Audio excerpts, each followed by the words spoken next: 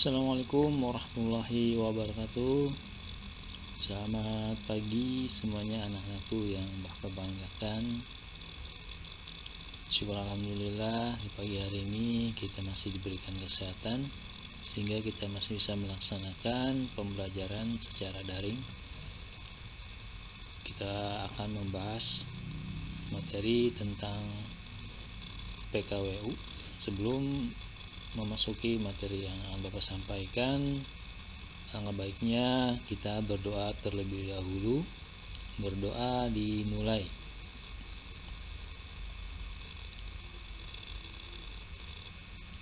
Berdoa selesai. Baiklah anak-anakku semua, kita akan membahas materi tentang pengertian peluang usaha. Yang akan Bapak sampaikan materinya sebagai berikut. Assalamualaikum warahmatullahi wabarakatuh. Selamat pagi semuanya anak-anakku yang Bapak banggakan. Syukur alhamdulillah di pagi hari ini kita masih diberikan kesehatan, baik kesehatan jasmani maupun rohani, sehingga kita bisa melaksanakan pembelajaran secara daring. Marilah anak-anakku semua, sebelum kita memulai materi hari ini, kita terlebih dahulu berdoa bersama. Berdoa dimulai.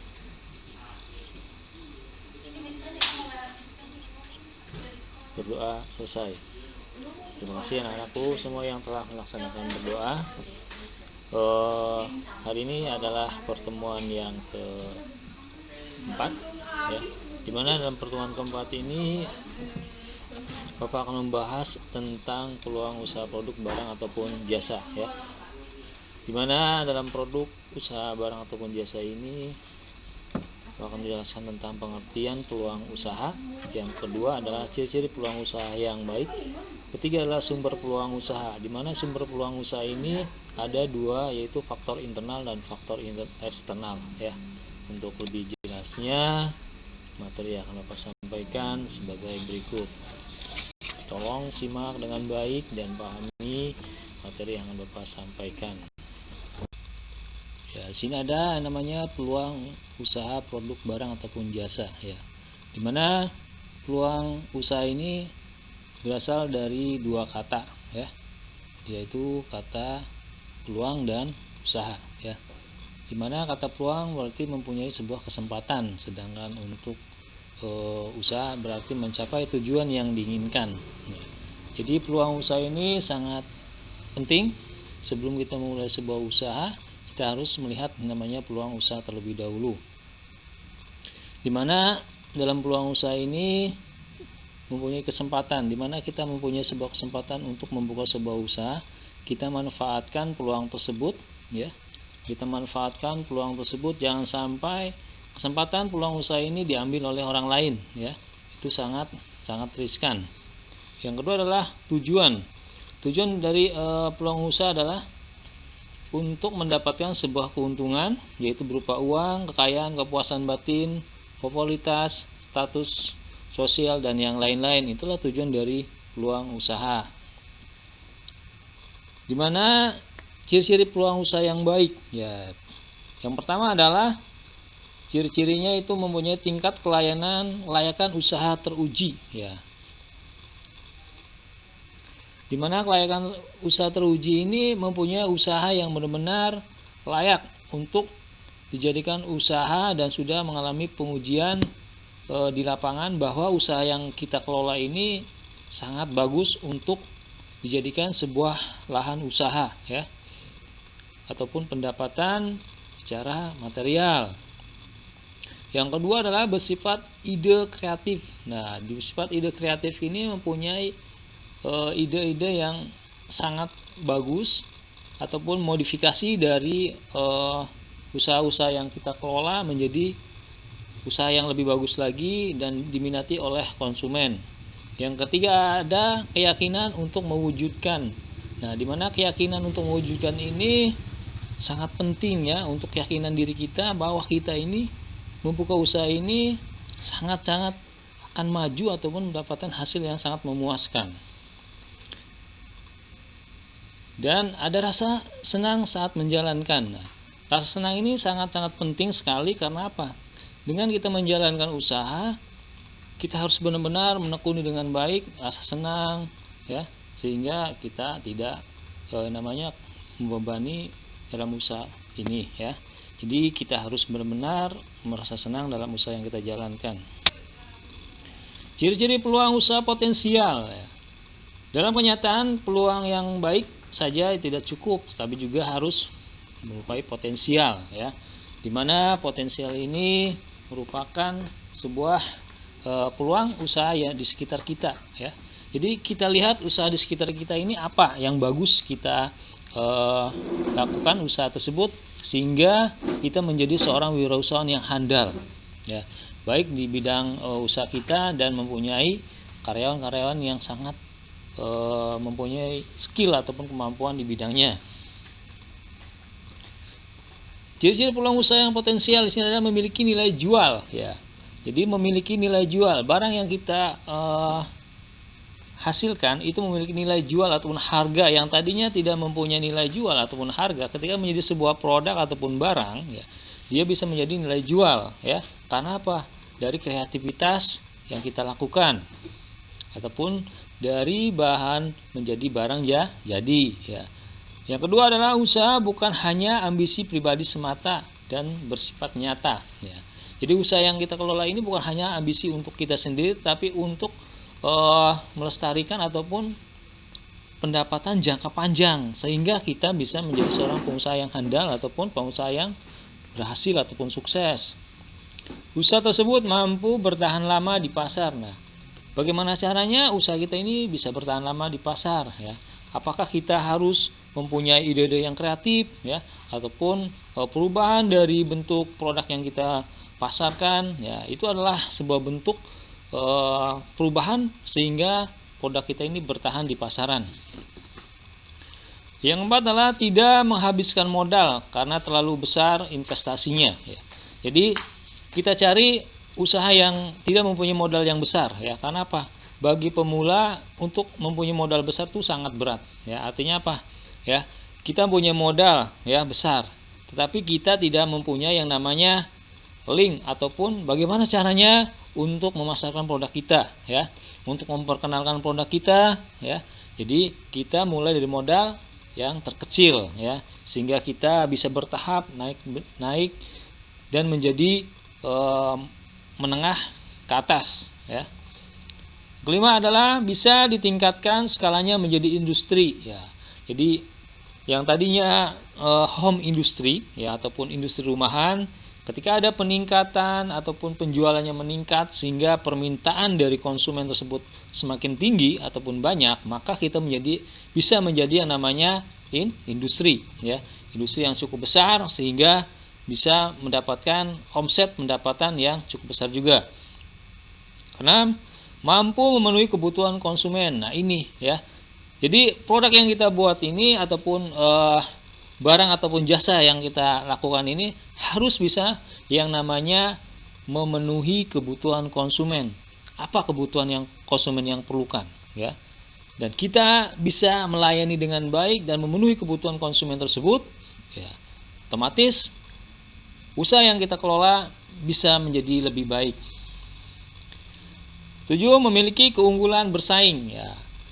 Keunggulan bersaing ini dalam arti kita mempunyai usaha, ya.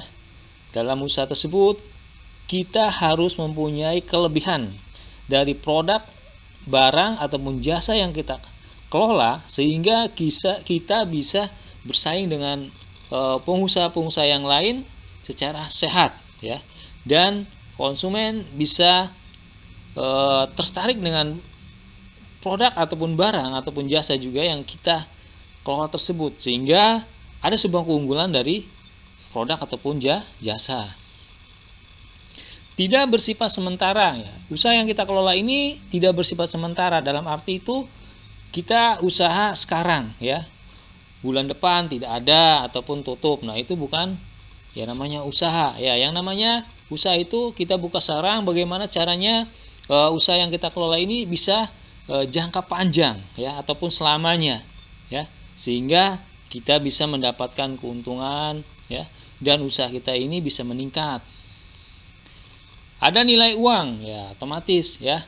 Yang namanya usaha, ya, baik usaha itu berupa barang ataupun jasa, itu ada nilai uangnya, ya, ataupun yang kita hasilkan dari proses penjualan ataupun proses jasa, ya.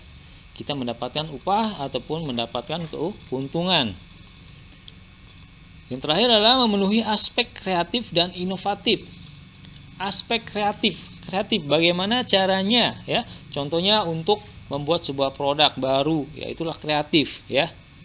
Ya, jadi yang produk lama kita modifikasi menjadi lebih bagus lagi ataupun fungsinya lebih baik lagi, ya. Inovatif adalah mencari varian ataupun model-model dari produk ataupun jasa yang kita lakukan, ya, sehingga kebutuhan dari konsumen itu terpenuhi dengan baik. Sumber peluang usaha, ya, di mana sumber peluang usaha ini diawali dengan adanya ide ataupun inspirasi yang bersumber dari faktor internal dan eksternal, ya. Di mana faktor internalnya yaitu yang pertama adalah pengetahuan yang dimiliki, ya. Jadi kita harus mempunyai pengetahuan, ya. Di mana pengetahuan ini adalah kunci untuk membuka namanya lapangan usaha atau menjadi seorang wirausaha. Tanpa adanya pengetahuan yang kita miliki, maka kita tidak akan bisa yang namanya menjadi seorang wirausaha yang baik ataupun handal dalam bidang usaha, jasa ataupun barang. Yang kedua adalah pengalaman dari individu itu sendiri, ya, di mana pengalaman ini sangat penting, ya. Jadi kita mempunyai sebuah pengalaman dalam membuka sebuah usaha ataupun melihat dari usaha-usaha teman kita, ya, baik secara langsung ataupun tidak langsung, ya. Jadi ketika kita mempunyai sebuah pengalaman, kita terapkan dalam usaha yang kita kelola. Yang ketiga adalah pengalaman dari orang lain. Nah, ini yang tadi saya sebutkan. Jadi pengalaman dari orang lain, kita lihat ataupun kita cari informasi tentang usaha-usaha yang dia kelola, bagaimana caranya untuk menjalankan usaha, ya. Nah, kita terapkan di usaha kita. Yang keempat adalah intuisi atau pemikiran yang muncul dari diri sendiri. Nah, di mana pemikiran ini adalah sebuah kreativitas ataupun ide-ide yang cemerlang untuk menjadi usaha ataupun wirausahawan yang handal, sehingga usaha yang kita geluti ini bisa menjadi sukses ataupun mengalami peningkatan. Kalau kita tidak mempunyai sebuah pemikiran untuk jangka panjang, maka usaha yang kita kelola ini akan terputus ataupun terhenti, ya, dengan adanya persaingan bisnis dengan usaha-usaha yang lain. Maka perlu adanya pemikiran bagaimana usaha ini bisa bertahan dan berjalan dengan baik. Yang kedua adalah faktor eksternal. Di mana faktor eksternal di sini ada yang namanya masalah yang dihadapi dan belum terpecahkan. Ya, masalah dalam sebuah usaha, ya, itu pasti ada, ya. Bagaimana caranya untuk menghadapinya, ya? Karena masalah ini perlu dipecahkan, ya. Bukan dipecahkan dengan sendiri, tapi ada yang namanya dari sebuah pengalaman, dari sebuah nasihat dari teman dan yang lainnya, bagaimana caranya untuk memecahkan masalah yang kita hadapi, ya. Kita ambil sisi baiknya ataupun masukan-masukan yang baik untuk dijadikan sebuah inspirasi dalam sebuah usaha kita. Yang kedua adalah kesulitan yang dihadapi sehari-hari. Nah, kita lihat kesulitan yang dihadapi seorang wirausaha, ya, itu banyak. Yang pertama adalah tentang persaingan bisnis, ya, tentang persaingan yang usaha yang sama dengan kita, ya. Jadi bagaimana caranya, ya, kita untuk menghadapi persaingan ataupun kesulitan setiap hari, ya, ataupun dari kesulitan dari modal dan yang lainnya, itu harus benar-benar dipikirkan. Yang ketiga adalah kebutuhan yang belum terpenuhi, ya. Di mana kebutuhan yang belum terpenuhi ini kita bisa lihat ataupun survei lapangan ataupun survei ke tempat, ya. Di mana konsumen ini, yang namanya konsumen, kita harus memenuhi kebutuhan dari konsumen, ya. Kebutuhannya apa saja yang konsumen perlukan, ya, tentang usaha yang kita kelola ini, ya. Sehingga Setelah kita melihat di lapangan kebutuhan konsumen seperti apa, kita penuhi kebutuhannya sehingga usaha yang kita kelola itu bisa mengalami namanya peningkatan, ya. Dan kebutuhan konsumennya pun terpenuhi, ya. Yang keempat adalah pemikiran yang besar untuk menciptakan sesuatu yang baru. Pemikiran besar untuk menciptakan, ya. Ini sangat perlu, ya. Jadi ketika kita menjadi seorang wirausahawan, kita harus ada yang namanya pola pikir yang bagus, ya.